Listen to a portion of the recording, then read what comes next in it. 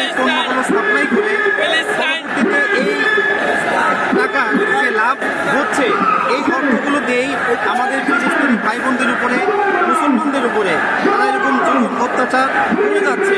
এজন্য আমরা চাই আমাদের মাধ্যমে যেন অন্তত পক্ষে তারা লাভবান হতে না পারে। আর তারা যদি লাভবান হতে না পারে, তাদের অর্থনৈতিক দিকগুলো যদি আমরা ধ্বংস করে দিতে পারি, তাহলে তারা আর কখনো আমাদের এই ফিলিস্তিনি ভাই বোনদের উপরে কখনো নির্যাতন করতে পারবে না। এই জন্য আমরা চাই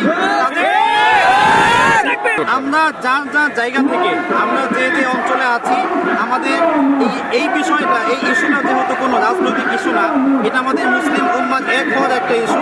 সেই জন্য আমরা প্রত্যেক এলাকা থেকে নেতৃস্থানীয় ব্যক্তিবর্গ যারা আছে তারা যদি আমরা উদ্যোগ নেই, তাহলে আমাদের এলাকা থেকে আমাদের অঞ্চল থেকে আমরা এটা বন্ধ করে দিতে পারবো ইনশাআল্লাহ।